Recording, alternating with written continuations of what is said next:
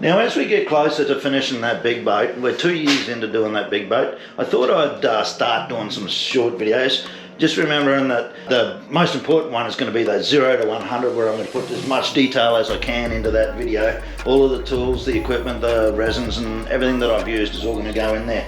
But I wanted to have a look at, today I wanted to have a look at the tools. And in particular, as you can probably guess, I want to talk about some of these sanders and talk about what I found with them, what the pros and cons are with these sanders, the electric versus the air. Try and make it a little bit easier for you DIY guys to make your decisions. If you're going to do a boat rebuild of some sort, and you're going to need a good sander, you're going to need a good sander, a good grinder, and a bunch of other tools. But for now, let's worry about the sanders. We've got a heap of different electrical sanders. So we've got 100mm sanders, 125mm, and 150mm sanders. We've got a Metabo sitting there, we've got a Makita sander sitting there, and we've got the old big green shed Bunnings Ozito sitting there. Now those little guys absolutely surprised me. They're $40, $40 is all they cost, and they are still working. One of them squeals a bit, like one of the bearings is just about to disappear, blow up, whatever, but it still works. Bit noisy, but it still works. So for $40, yeah, it's all right. So let's have a look and talk about the difference between them and what I would use moving forward on my next projects. And I've got a bunch of them. Don't forget that I've got the Shark Cat. Shark Cat's still there. It's in the background. Went and talked to the owners the other day, and they're going, "Oh, Rob, we want to get into it probably January, February or something. I need you out here to give us a bit of a hand and all the rest of it." So that's still going, guys. The Shark Cat. If you've seen that video about the Shark Cat, those couple of videos, we're still doing it. We're still doing it. It's time consuming. The boys have spent weeks just sanding that thing out, grinding it out. So here we go. So probably one of the first things that you notice about these is the size. Now, the size makes a huge difference. And one thing is the weight. So this big guy here, this big electric one there, that I haven't got my scales here, and I'm not gonna go to the hassle of weighing it out, but that's quite heavy. If you were lumbering that thing around all day, every day, and you're doing, especially if you're doing vertical surfaces and up and down, you know, you're gonna get sore. You're gonna get sore. You're gonna have guns like, you know, like Arnold Schwarzenegger, like Arnie. So they get heavy. That's the first thing. The other thing is this thing. So in Australia we use 240 volts. We use a 3-pin plug, and 240 volts can kill you pretty quick, especially if you're you know, if let's say you're doing some wet sanding, as just as an example, and you get puddles of water on the ground, you're standing in the water and holding one of those bad boys. Probably not a good idea, eh? Probably not a good idea. Whereas this thing, it uses air, compressed air, a compressor. So perfectly safe. You can grind away all day and not have a problem. The other thing, so we talked about the weight. What's the other thing? Have a look at that, the size. So if you're working on a boat and you've got a lot of tight areas to try and get into, then that size is going to make a huge difference for you. So there we go. This one stands probably 100mm above the air sander. So getting into those tight places, into the corners and all the rest of it, air sander, absolutely.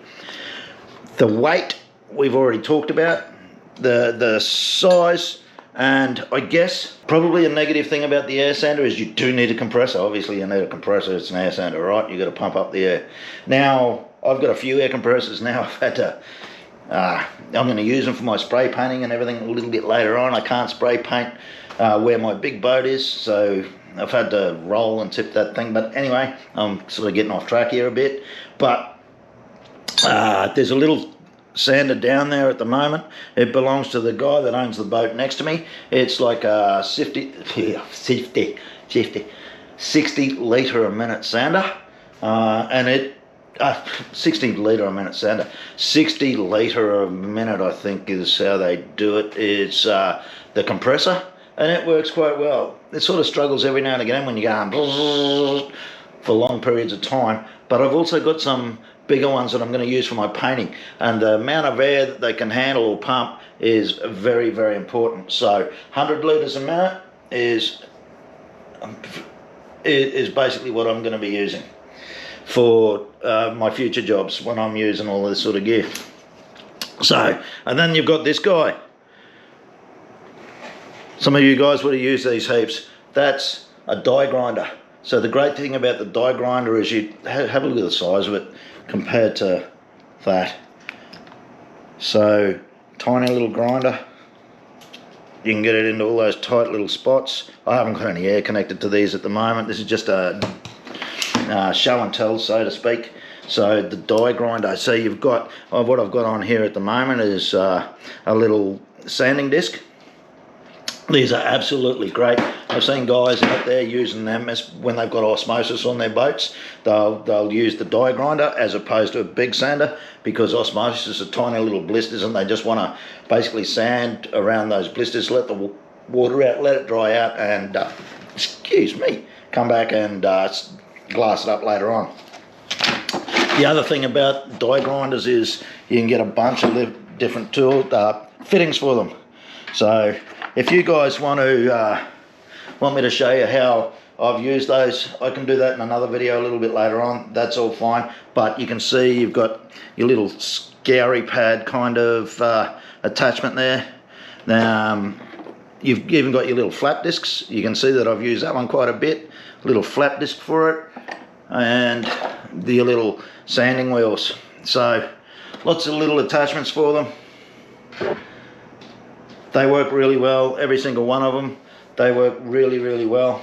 And then we've got another sander, which is I think some people call this like a file sander or a belt sander. I like to call it a belt sander because, well, it's got a belt on it. Sort of makes sense, right? So belt sander is what I like to refer to it as. Again, this is a little Ozito one, 260 watt belt sander from Bunnings. Probably cost me $100 for that one. So really cost effective, and we've been using it a fair bit and it still works, so it's done the job quite well. And then we've got the torture board.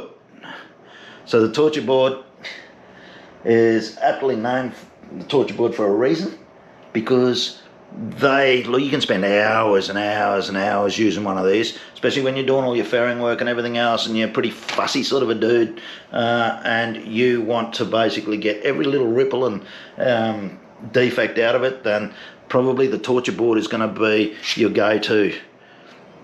Now this one here is a flexible one, by the way. You can use that up around the flare of the bow or contours, little curvy bits, whatever.